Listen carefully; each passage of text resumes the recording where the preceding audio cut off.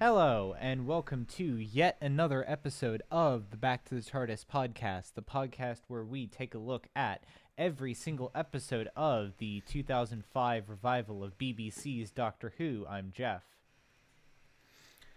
I'm Skylar. And it's your bitch Celeste. I'm still here. Definitely didn't make us late this week. I mean, nobody would have known that we would have been late if you didn't mention it. Exactly. Candid behind the scenes information, folks. And this week we are discussing the 2008 Christmas special, The Next Doctor by Russell T Davies. This does not actually feature the Next Doctor.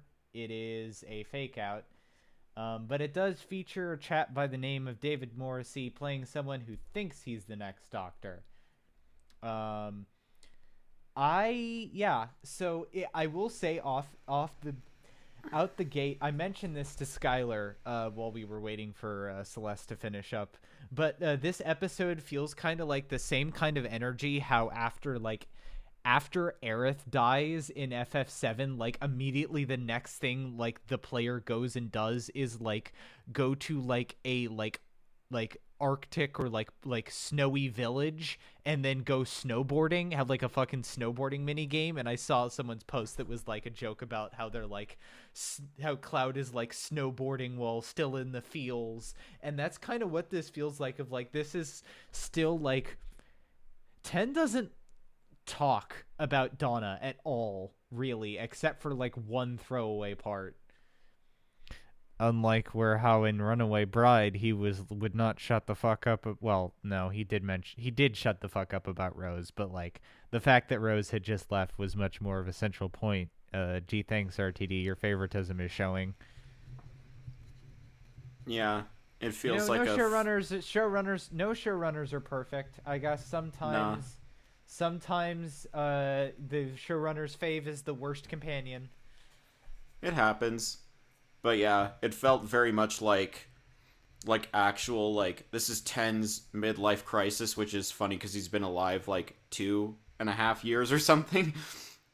He's just like traveling, trying to distract himself.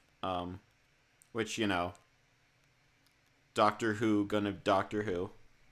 Yeah. I mean, technically, Definitely. if you go on the like current age of the Doctor, this is about his midlife. If you're counting. Yeah, basically, yeah. Mm-hmm. Yeah. Well, yeah. No, we won't get into that. Yeah. Timeless Child sucks. Sorry. Had a frog in my throat. Yeah. So yeah. So 10 lands in Victorian era. But is distracted by someone calling for the Doctor, and it turns out to not be the Doctor, and there's like the intrigue. I will say I'm kind of mixed as to whether or not, like, I'm still not entirely sure as to whether or not the like how quickly the episode like pretty clearly establishes that this person is not the Doctor goes.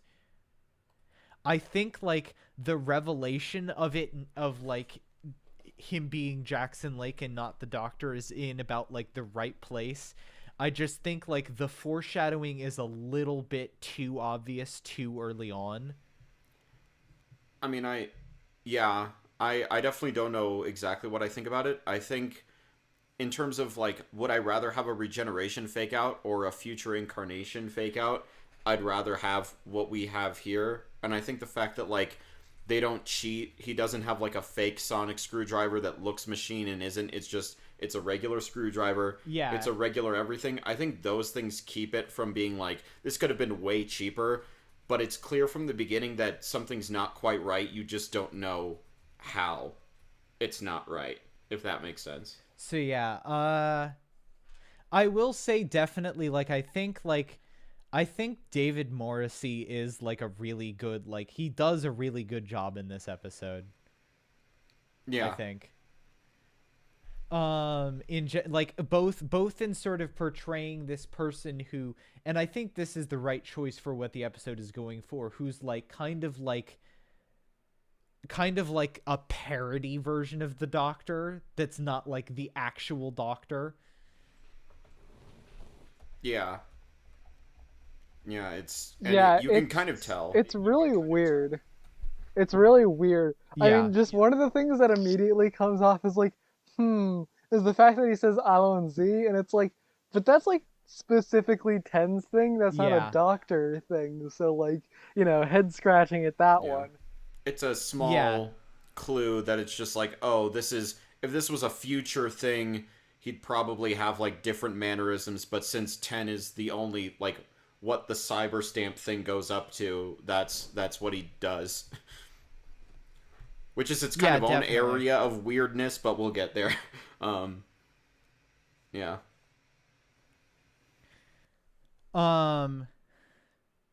So yeah, like it's sort of, and also like how he also manages to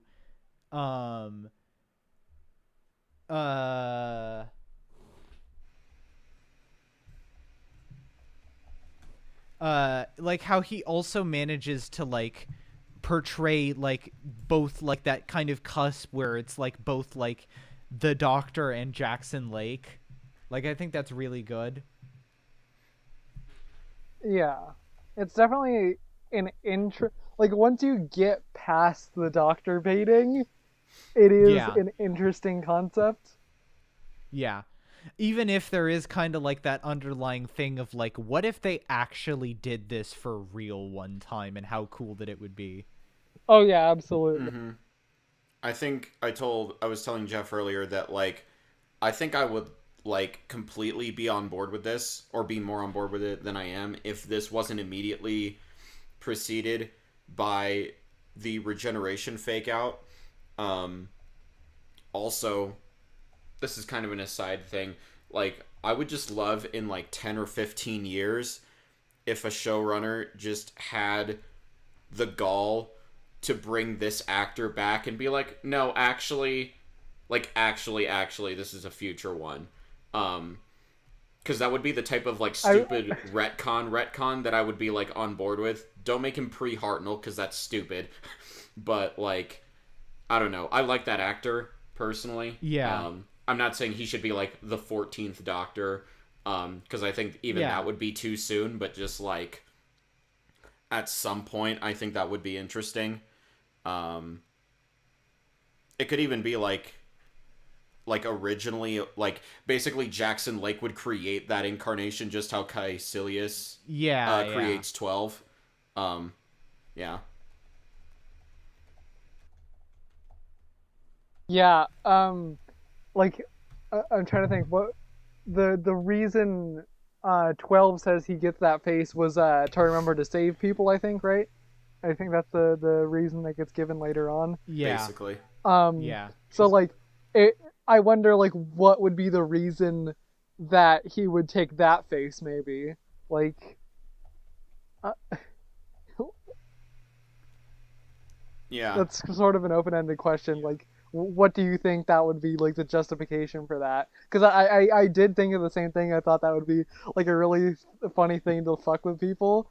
But, like, I'm trying to think, like, how that would work into, like, the thematics of whatever was going on then. Like, what do you think would be the thematic significance of taking that face? Mm-hmm. Idea. Since Jackson Lake's whole thing is that he, even though he wanted to run from everything, even in how he ran, he ended up still confronting his problems.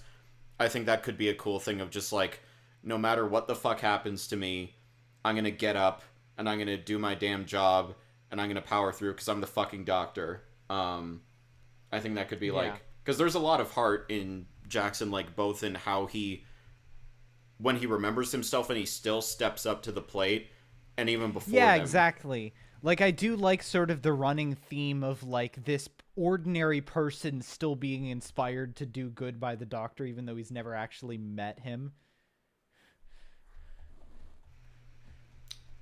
Funny thing, kind of going along, we meet the Doctor's quote-unquote companion, well, his actual companion, because this, it's basically the same thing.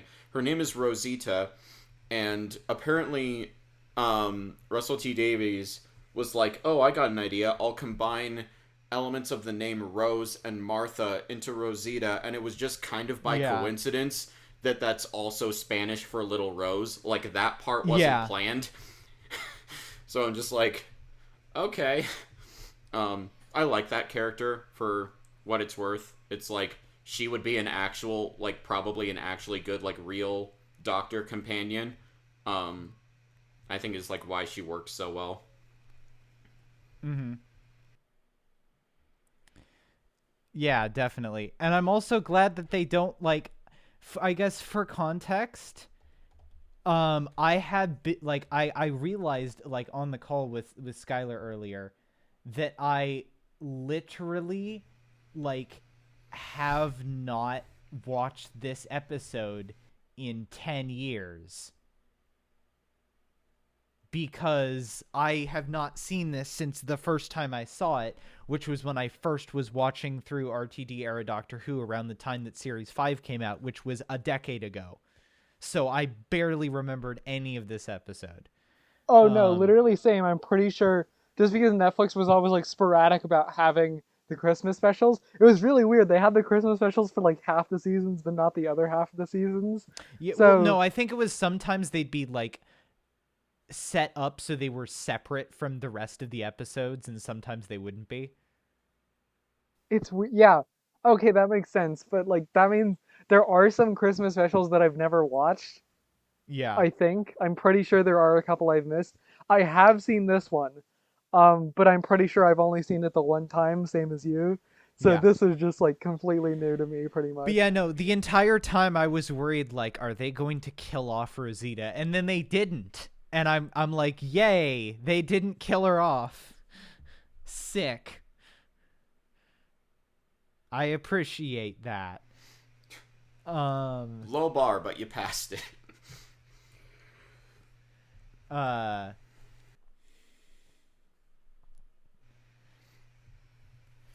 yeah, and also I do like that 10 like actually thinks like, yeah, okay, this is just a future me for like some time.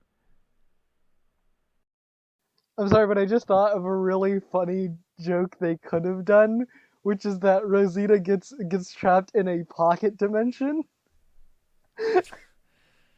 Because, like you said, Rosita means little rose. So instead of getting trapped in a full size dimension, she gets trapped in a pocket dimension. Nice. Fuck. All right.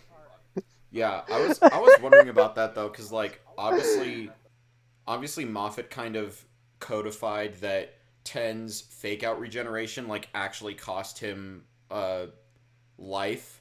So by that logic, the only thing Jackson Lake could be is his last incarnation.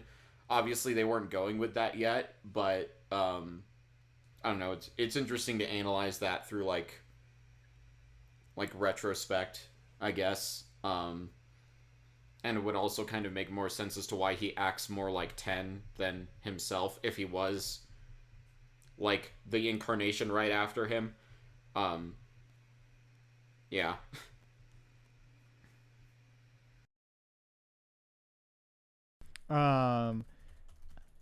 We are also introduced to the main villain for this episode, Miss Hartigan, and I like literally I went on to our server and was like, I can't believe RTD made the villain of another episode of TERF. So like she is like such like a totally like girl boss like TERF character. Am I wrong? Kid you not. No, you're right. And I kind of took that even further. I was just like, you know, the idea and like the phenomenon of white women accepting sexism or not going like voting for their best interests so that they can keep the power of like white supremacy in place. This is like that times like 10,000. She's like, fuck human men. I'm Yeah, going with exactly. the future Cybermen. Exactly.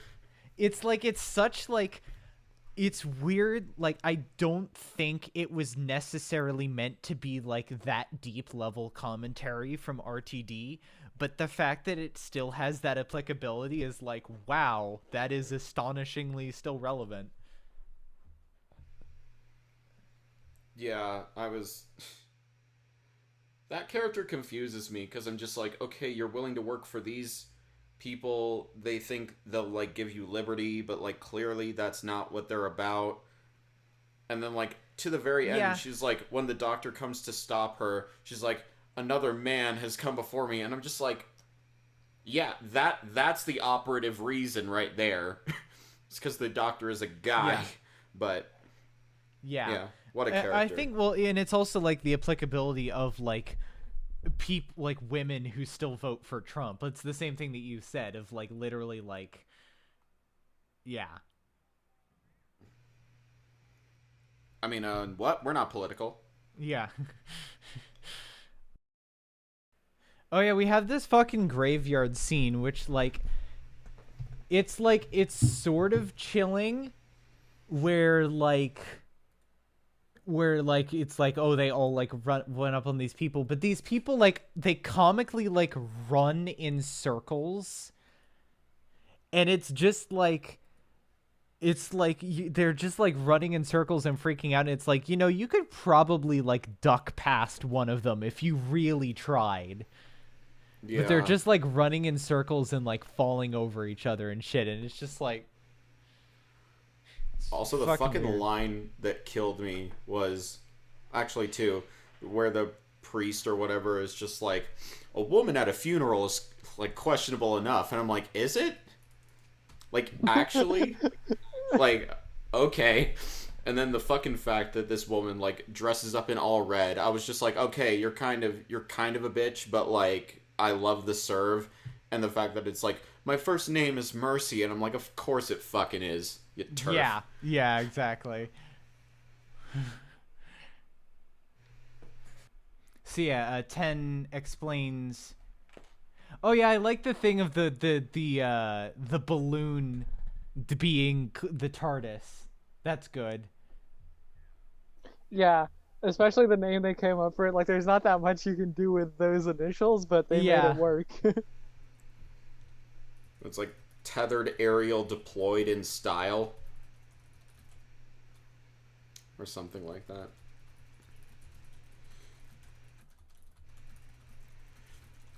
Oh, can we talk about how like writing is inconsistent as always on this, and like the doctor just doesn't give a fuck that the way they stop the Cybermen is basically by blowing up their heads. Mm-hmm. Like, he just doesn't give a fuck when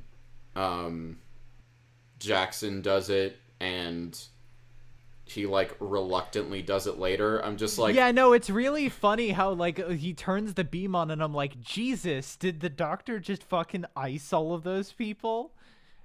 All those Cybermen? I was like laughing really hard at that point, because I know it's like, it's actually like, it's the brain beam to like get like Miss Hardigan to like realize like what she's become. But it was really funny because for a second I thought it was just like, yeah, he's just gonna like laser kill all these people. And then the fucking weird thing is how she like screams and like all the Cybermen explode, and then she for some reason explodes, and I was like, what? Why does she explode? She wasn't even converted, she just got a weird thing on her head. yeah, and then he's like, I fucking love RTD Christmas specials, man. They're so dumb. and They even feel at the like end, nice and comfy. when he's like, I've opened your mind probably for the first time in a long time, and it's just like, that's not how that fucking worked before. What? Like, she was okay. RTD camp. She was okay with human genocide before, like before the conversion, It's but now it's the fucking meme of like I'm it's the fucking like community meme of like I'm okay with X but I'm drawing the line at X, and it's like you were okay with X.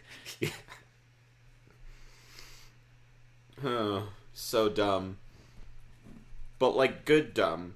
This is probably my second favorite Christmas special that we've done so far. Voyage of the Damned is still like the golden standard, but this is a pretty good second definitely. place. Yeah, no, yeah. Yeah, I definitely would agree. Like it doesn't, it's still like, even though it's like kind of stupid, it's entertainingly stupid, and it doesn't have the problem that something like Runaway Bride, well, I think the big offender in this case is Christmas Invasion, and Runaway Bride had a little bit of it to a lesser extent of like, it doesn't feel like plots slammed together, and it doesn't feel like there's a point where they're just like, oh yeah, shit, it's Christmas. Like it feels like a coherent story. Bless. Like this didn't have to take place on Christmas. It's just kind of like thematically and like locationally it fits. Yeah. So yeah, and also the scene where they explain, like, I do, as much as like it kind of sucks that it's like a cop out, I do like what they did of like the explanation of why Jackson Lake thought he was the Doctor. Yeah. The Lumix Cybermen shouldn't have any data on the Doctor other than 10. Although they might have a throwaway line that says they got most of their data from the Daleks. Yeah, they did. They did say 10 does say that they got their data from the Daleks, and they would have. Yeah. They would. Yeah. I'm pretty sure. Yeah, I am pretty sure every incarnation faced the Daleks at least once. Then this is the most utter of nitpicks because this obviously didn't exist yet, but the War Doctor should be in that. If it's the Daleks who have that. Yeah. But obviously that's like I'm not gonna ding it for that because that's dumb. Yeah, I mean it's a little bit. It's sketchy because we don't know, because okay, technically yes, but considering that the war was A, time locked, and B, I believe the Daleks. No. Well, was it ever time locked? Whatever. Whatever the fucking. The point is that like it's trapped and basically put in the like it's over here dimension. Sure. And the fact that I think the cult of Skaro and all the Daleks that you meet like dropped out of the war early. It is possible that they dropped out early enough that they don't have knowledge of the War Doctor. Because 8 does not 8 was around for the early days. Yeah, 8 does not regenerate into the War Doctor until like a decent chunk into the Time War. Canon problem solved. But also canon doesn't fucking matter. I say that after I explain this. Where's but canon Ruth? Doesn't fucking damn it! Matter. No, that actually wouldn't make sense. Yeah. Yeah, I do like the explanation, especially I don't know. I'm not going to armchair psychologist like what can happen in a fugue state, but in terms of like sci-fi explain bullshit. Yeah, like, exactly. Sure. Also the fucking I also like the thing of like like you said it yourself with like the white supremacy angle, but also with the classism angle where she's literally like taking these kids and putting them to work to like make the quote second industrial revolution. Like it's weird because I really don't know if RTD ever intended like the level of deepness that I'm reading into his stupid Christmas special from 2008 when he was probably feeling pretty damn burned out. But like the applicability is there. I think the only reason it's kids and not like they're just plucking any poor person off the street is because they need an excuse for his son, for Jackson Lake's son to still be alive. Yeah. Also, it makes sense considering it's set in like the Victorian era. Yeah. And like really like what comes to mind in the Victorian era other than like class politics and horrible things being done to orphans? No, yeah, I'm not saying it doesn't fit thematically, but Yeah, I was trying to say just that. Yeah, Go ahead. it's really funny. Saying because if I remember correctly, the episode is set in 1851, so like the second industrial revolution. That's just very fitting because that's like 10 years later, Yeah. and also just like child labor becomes a bigger thing then, and just Mm-hmm. yeah, it's really funny.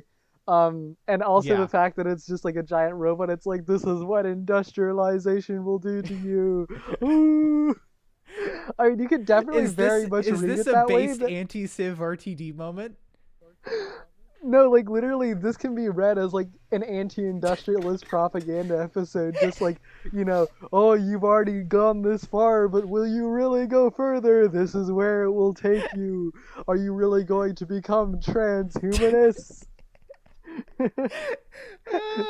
See, this is the thing that I'm starting to realize as we draw close to the end of RTD era. I genuinely don't think we're gonna be able to even like ask this question in the future because like.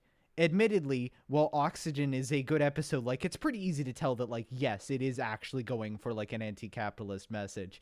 But here, who the fuck knows? yeah, it's a weird thing where like 11 doesn't really dabble in that, and then Yeah, like no. 12 for like a lot of arcs gets like pretty damn based, and then we know what happens when Chibnall takes the helm. But yeah, it's gonna be weird. Yeah, it's gonna be weird transitioning over as I am transitioning right now. Thank you very much. To Moffat era. Yeah.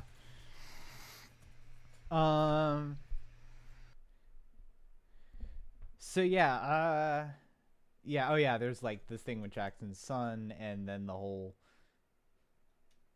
the big cyber robot, which is that's pretty dumb and stupid, but it's a Christmas. It's weird, like it is almost as if like my standards are completely different for Christmas specials. Cause I don't know if I don't know. It's possible that I have like bias or my standards are different, but I mean, it's generally like a different type of show. Yeah, definitely.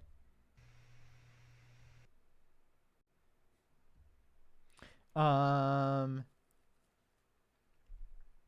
the Chekhov's gun of the hot air balloon gets done. Yeah, I do like when Lake invites him to the feast. I'm like a Christmas feast. I'm worried like, oh, is he gonna do the fucking thing where he ditches him? And no, he doesn't. So they actually managed to subvert my expectations twice. Yeah, that was good, and it kind of makes sense that someone who's like seen into the Doctor's mind can like Yeah. barely convince him to be like, no, come on. Like, yeah, it's a very sweet.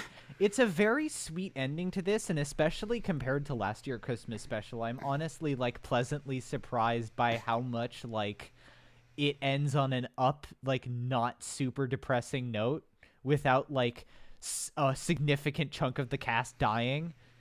yeah, and it also is like it's still, I think, manages to stay true to where 10 is at this point in time, because he has his whole speech about the companions and why he's traveling alone now, which makes it all the more impressive that Jackson Lake is able to get through to him like at all. Yeah, definitely.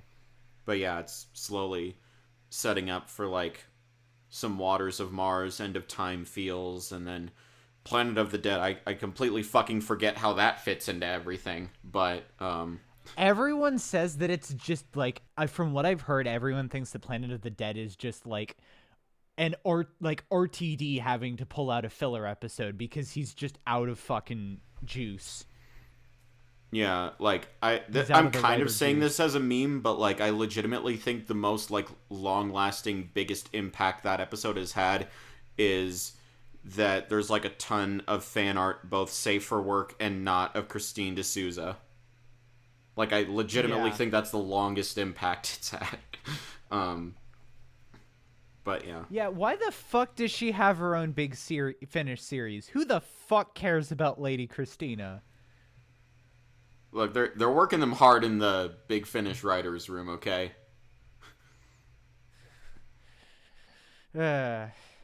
Anyways.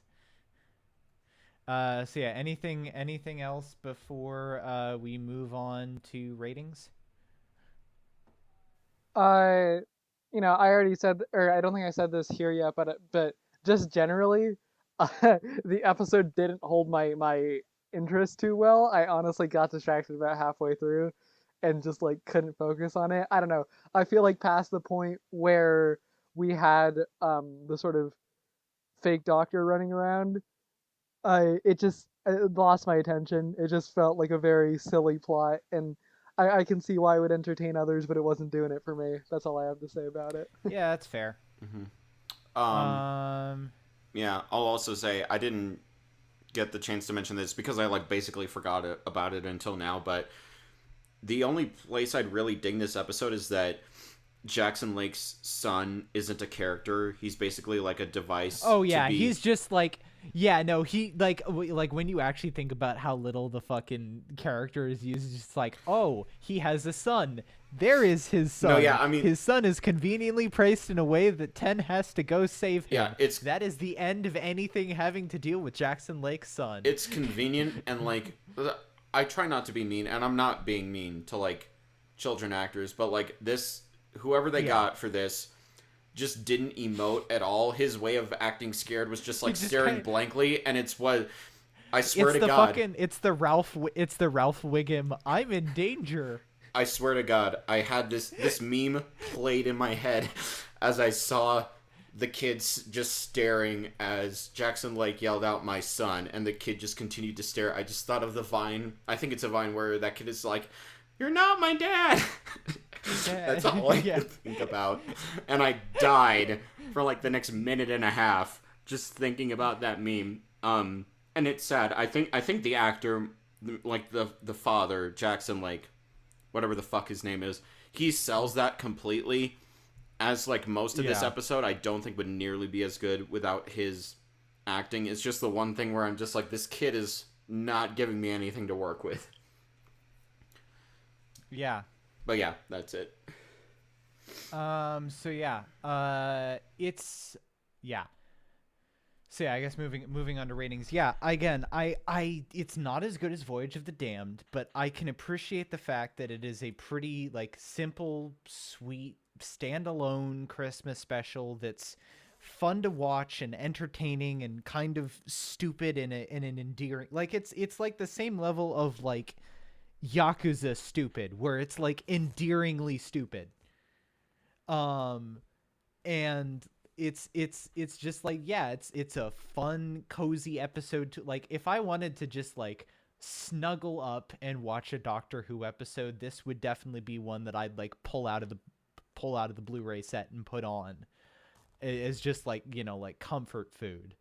And yeah, like it's not like quite as like ridiculous as Voyage of the Damned, but it's fun and it's safe and it's chill, and there isn't too much like gratuitous death, which normally it's not a problem, but like when you watch all these back to back, it's kind of nice for once when the cool side characters don't die at the end. So yeah, like really it's a solid A, honestly. I can't really think of too much, like you did mention that one thing, but other than that, I can't really think of too much that's like a major problem with the episode. It's just nice. It's a nice episode, man. I just think it's neat. Simpsons reference. Nice. I still have never watched a single episode of The Simpsons. Really? I've watched like, I just know the memes. I've watched never like watched 3 a single episode of in The series Simpsons. 1 or in season That is 1. I actually know shocking to me. Like, I don't know. I get like not having watched The Simpsons as like a totality, but like never seen a single I've never episode. seen this. Wow. I've never seen a single SpongeBob episode either. No. Okay, that's worse. That is worse. Okay, that's the next podcast. How? Back to Bikini Bottom. Because I didn't have cable TV Okay, growing up. but that's fair. But did you never go to like a friend's house or something? No, I didn't. Or if I did, they weren't watching SpongeBob. That's so weird, because like we didn't have cable either. Like growing up, like half the time we got it later, but like. Yeah, no, I've never seen, like, I know all the memes, but I've never seen an actual episode of SpongeBob. And I didn't own Minecraft until 2018. That's when it was at its lowest period, wasn't it? I still don't own Minecraft. Reject modernity, embrace all right, tradition. Skylar. Anyways, so this episode's weird because like there's not a lot going on really, like compared to Voyage of the Damned. Like that's like you can go beat by beat. Like there's a lot of stuff going on, but here it's like definitely. The plot is more simple. There's less characters, but like a lot more like one-on-one character interaction and like intrigue and exploration that like I don't really think about ever when I'm thinking about like good Doctor Who, but I would definitely include it in the category. This episode in the category of good Doctor Who, which is strange. Definitely not like triple S tier banger like Voyage of the Damned is, but it gets the job done. The acting is good. The tropes, while a bit tired after the fake out in Journey's End, are solid, and I legitimately think like the character of Jackson like and the actor, I don't know, just something about that potential like also bumps this up a few points for me. Again, the only real problem I have is like some continuity like canon stuff with the Cybermen, and Jackson Lake's son does not know how to act. I'm sorry. But it's a solid palate cleanser, I guess, for Journey's End, especially if you're like pissed off at the ending as Jeff and I were. It was just like, oh, this is nice. Yeah, it was nice to like not feel rage towards Doctor Who this week. Yeah, exactly. You know, keep ourselves young or whatever. I don't fucking know. But yeah, it's a good episode, a good kickoff to the specials. B plus. It was an episode. It didn't hold my attention very well, but it had some things. 5.5 out of 10. Fair enough. Anyways, next week we will be discussing the 2009 Easter special. Ooh. That is Planet of the Dead, and we will also probably be taking a look at our second animated episode, Dreamland, because I don't think Planet of the Dead is going to leave us with very much to talk about. Also, at some point, somewhere, I don't know which week exactly, but we are probably going to be talking about the Big Finish story Neverland for our next bonus episode. We're not recording it this week because I had a lot of other shit going on, but at some point in upcoming weeks, we will be talking about it as our like November bonus episode. Hey everyone, Jeff here in editing later on down the line. At the very tail end of the recording session, Discord kind of like completely shit the bed, which broke our recording bot too, so I'm just going to do the rest of the editing spiel here. You can follow the podcast on Twitter at B2TARDISPod, and you can support us on Patreon for a number of benefits like early access to episodes, the ability to listen in live to the podcast being recorded, and potentially even the ability to guest star on an episode of your choosing. I'm Jeff. You can follow me on Twitter at WheatleyDL and at Twitch on Twitch at WheatleyDLT. You can follow Skylar on Twitter at SkyHigh9_5. And you can follow Celeste on Twitter at NihilistPanther. Thank you all for listening, and we'll see you all next week.